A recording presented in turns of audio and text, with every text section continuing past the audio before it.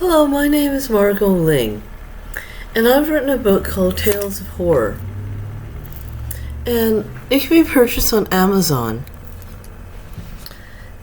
but you'll have to wait 3 weeks from now.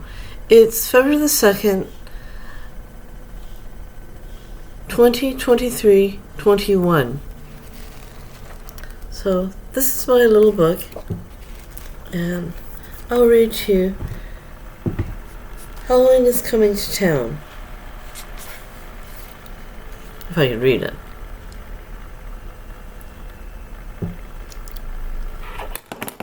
The winds were howling behind the drapes. The eerie melody of the ghost tune was playing. The red bats hung on the ledge of the old house. The bubbling black coffee was brewing. Walter was dragging his scimitar to the Halloween party.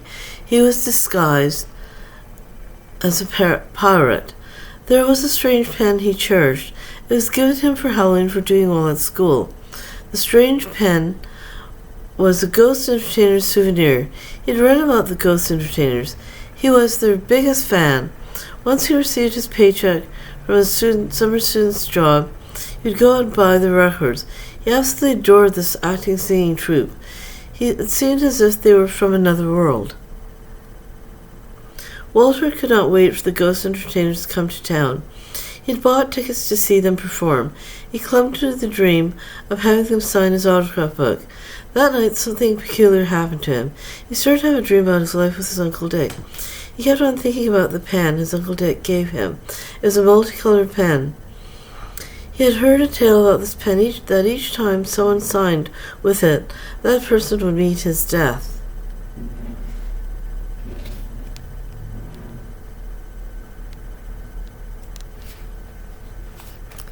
Then I'll read you The Vulcan. My books are comprised of 3 stories: The Dragon, Halloween is Coming to Town, and The Vulcan. The Vulcan. He was a Vulcan man with hazel eyes. He was swarthy. His hair fell upon his shoulders. He had a muscular build. No one knew who he was. His gait was slow but fine. He smoked a little. His hands held on to the crystal ball. He also had a pile of tarot cards in his pocket. He had an impish grin from time to time. He loved to laugh and work, but his favorite pastime was reading.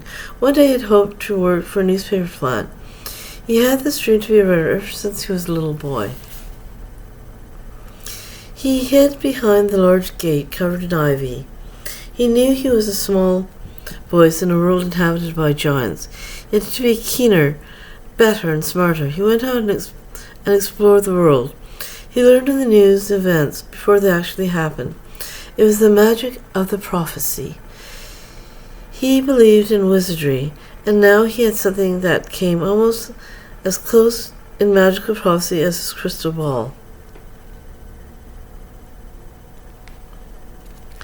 And then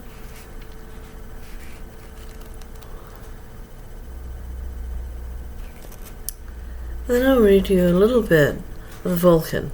Let's start at the beginning. The Vulcan. His big hands held on to the crystal ball. He saw something pretty in it. He shook it and saw a sea of people and birds. He saw everything in miniature. The world was imitated in the crystal ball. He could foretell events, especially victories in hockey. He had unusual powers. He was a magician of sorts. He was actually a biology student. An image of a dragon appeared. Perhaps he would find one. It came to his mind over matter. He placed the crystal ball in his sterling silver stand on the mantelpiece above the fireplace. He went outside into the open breeze. He stood outside his childhood home overlooking the seas while peering through his binoculars. He could see an enclave of houses situated beyond the horizon. The blazing sun shone on the hill. He saw the mirage, a woman superimposed on the old ship. He wondered who she was. He searched into her eyes. She marveled at him, but he knew he must have been dreaming. Mirages of women don't marvel at you. Then he saw a dead, vacant look in her eyes.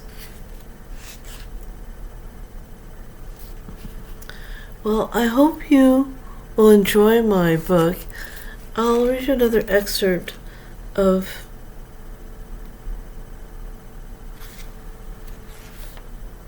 The dragon seemed to roam the earth throughout the ages. It had vanquished its enemies. It had thrust its large body upon the earth. Its domain was history. It was the dark anomaly of time. The dragon had been depicted as a green dragon, a white dragon, or a red dragon. Whatever the color, the dragon wanders throughout the kingdom of civilization, its world a never-ending enigma of war and conquest. The dragon lived under a castle situated in the mountains of the unbelief. Its name was Nemo, a friend of Luther's, his master and protector. It retains its citizenship in the legend of history. Nemo is waiting for his friends to visit him, since he cannot rescue him from his origins. He is a captive of the island of belief. Perhaps one day he will fly away, were he not enchained to the evil wizard Khan's dark wishes of the shadow of the dark treasure. This book can be purchased on Amazon. You'll have to wait. It's February the 2nd. It's February, the 21st. And you'll have to wait 3 weeks from now. And then you'll be able to purchase the hard copy or the paperback. The Kindle, I believe, can be purchased right now. So I thank you very much for your time. It's been invaluable to me, and I wish you all a good year.